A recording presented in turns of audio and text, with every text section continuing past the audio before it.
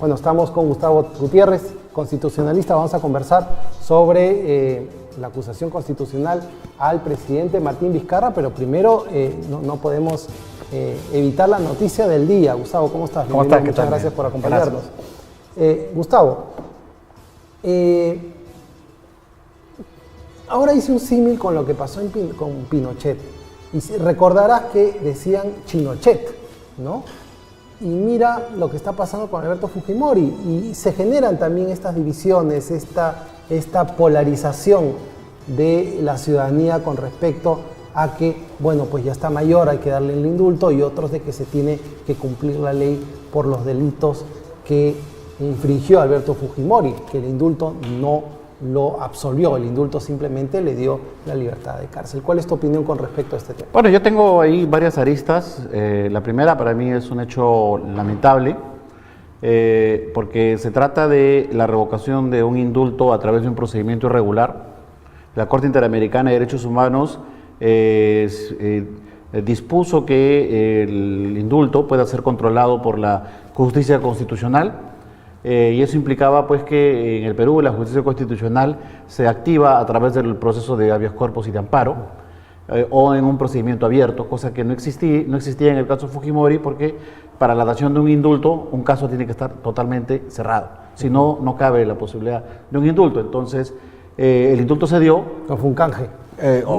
Bueno, en realidad los indultos son negociaciones políticas, porque el indulto tiene una naturaleza política. Las gracias que otorgan los presidentes son políticas, las amnistías también tienen un alto grado de valoración política. Pero por lo que dices, no cumplía con los requisitos formales en la legalidad. No, bueno, eso, si es que eso fuera así, el procedimiento para su control era por la vía de un amparo o de un habeas corpus. No se hizo así, se creó irregularmente un incidente de control y se revocó el indulto irregularmente. Entonces, desde un punto de vista jurídico constitucional, yo creo que la revocatoria del indulto es inconstitucional. Correcto. Ahora, en los términos políticos, bueno, yo creo que no abona en la reconciliación del país.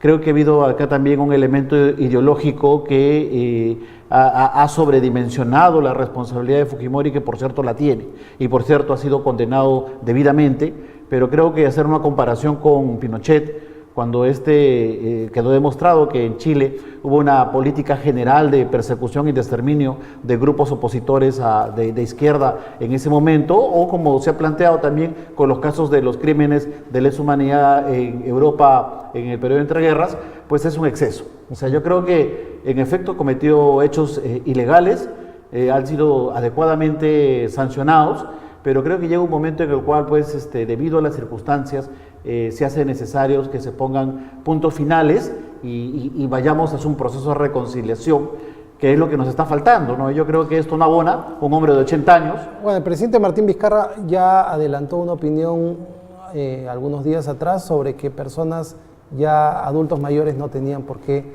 tener o cumplir una pena de cárcel en un penal, sino ya un arresto. Claro, pero esa ya sería una medida general, ¿no? Yo claro, esencialmente en este asunto tengo un análisis concreto. Yo creo que una cosa es el fujimorismo y otra cosa es Fujimori. Y yo creo que hay millones de personas que en este momento ven a Fujimori en una situación tan delicada y que este retorno a la cárcel lo único que hace es generar en él un mito. Entonces no es una buena medida que permita integrarnos. Yo creo que el país tiene que integrarse.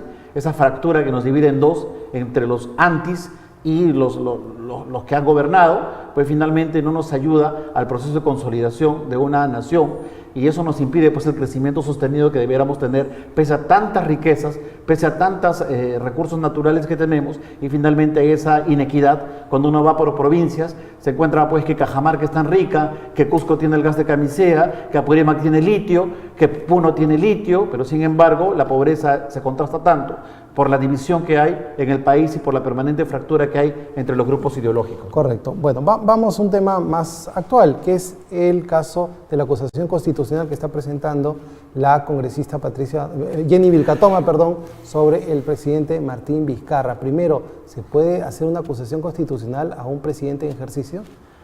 Ese es un tema interesante también. En realidad, nuestro modelo constitucional es un sistema presidencialista. Por tanto, todo el programa constitucional tiende a investir de un conjunto de garantías en favor del presidente. Una de ellas es que no pueda ser procesado ni denunciado durante su periodo, salvo por situaciones excepcionales que están previstas en la propia Constitución, como es el caso de la traición a la patria o el cierre ilegal del Congreso fuera del procedimiento que se establece en la propia Constitución, o el cierre del Jurado Nacional de Elecciones o de la OMPE. En otras circunstancias no cabe la posibilidad de procesar al presidente ni denunciarlo, sino se suspende hasta que deje el cargo. La idea central de la fórmula constitucional es alejar al presidente de los humores de la política, de las tensiones y las coyunturas de la política, que en muchos casos son muy emotivas, y ciertamente lo que se busca es que el presidente tenga el prestigio que necesita, siendo el primer magistrado del país, para que pueda gobernar adecuadamente. Por lo tanto, la denuncia tal cual fue planteada por Jenny Vilcatoma, en realidad no tiene mayor sustento, y ciertamente yo me atrevería a decir que ha sido un error, o quizás ha sido una decisión temprana, una reacción temprana a lo que sí podría venir, que es la salida final cuando hay una crisis política generalizada, cuando se han agotado todos los recursos para buscar la gobernabilidad, y es la medida de la vacancia por incapacidad moral, que sí cabe la posibilidad, siempre y cuando sea, repito, un acuerdo político frente a una crisis política que es insostenible. Correcto. El presidente dio una declaración el último domingo indicando de que él no tenía por qué renunciar porque no tenía un cargo ejecutivo con respecto a la vicepresidencia, pero sí lo tenía siendo ministro, era titular de pliego, ¿no?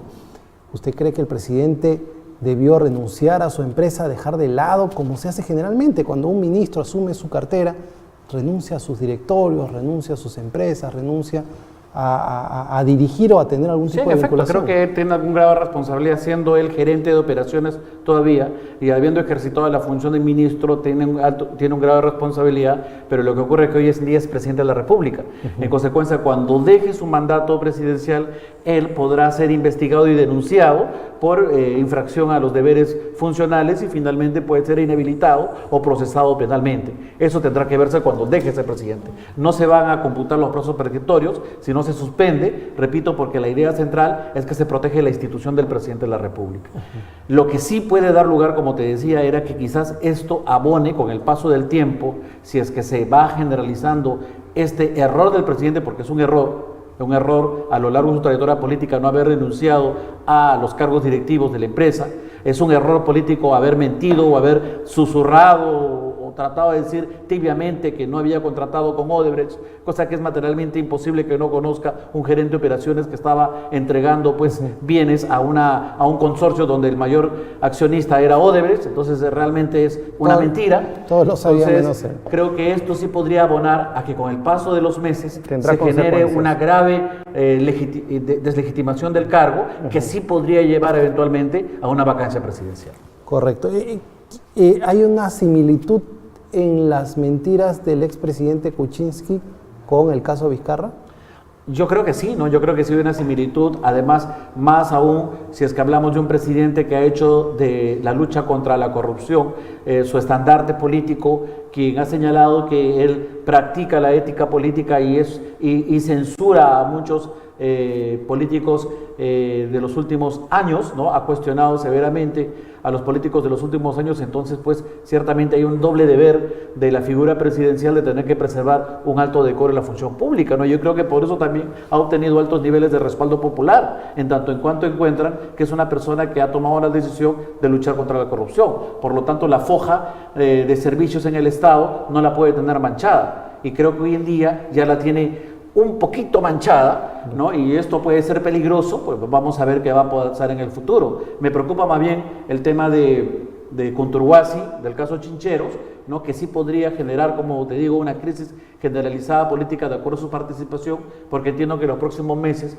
va a tener que definirse, pues, si es que vamos a pagar una millonaria indemnización como consecuencia de haber roto unilateralmente el contrato cuando el Estado tenía el deber de defender los intereses del país y no lo ha hecho, y eso es muy preocupante y tendrá que definirse quiénes son los responsables. Hablando de los intereses del país, ¿cree que este preacuerdo con Odebrecht que le permitiría operar en el país va en contra de los intereses del país, o que el fin, que es descubrir la verdad, es más importante que lo que puede hacer Odebrecht? Yo creo que acá hay una,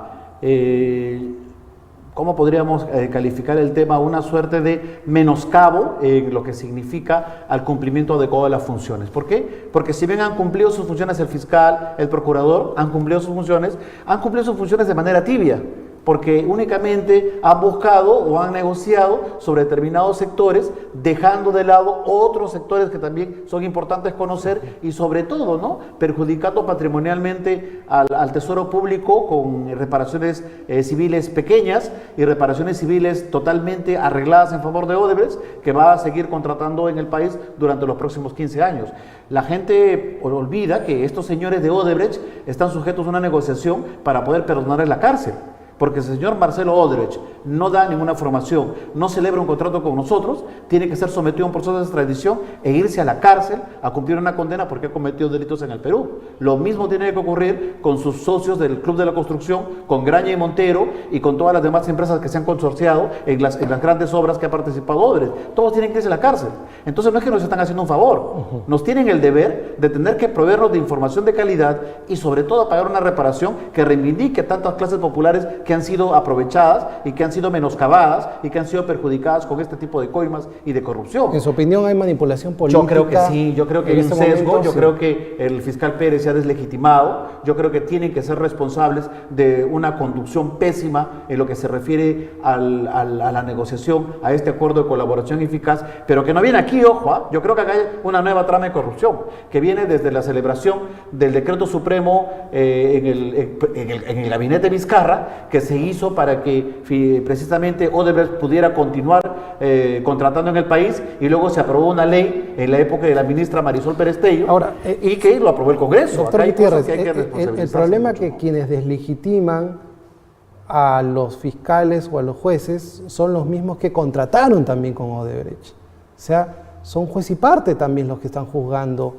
esta alianza. O sea, ¿quién desvirtúa al fiscal José Domingo Pérez? Alan García. ¿Quién desvirtúa al fiscal José Domingo Pérez? Los que estuvieron en el gobierno y negociaron con Odebrecht. Sí, me imagino. Yo creo que acá quien no cae resbala, ¿no? Yo creo que Odebrecht es parte de la historia de la corrupción del país durante los últimos 15 años, y por tanto de una u otra manera van a tener que ser involucrados muchos políticos que se han desenvuelto en este periodo, ¿no? Yo creo que tiene que haber un sinceramiento de la política, tiene que asignarse la responsabilidad que cada uno corresponde, pero no el enseñamiento de un solo sector.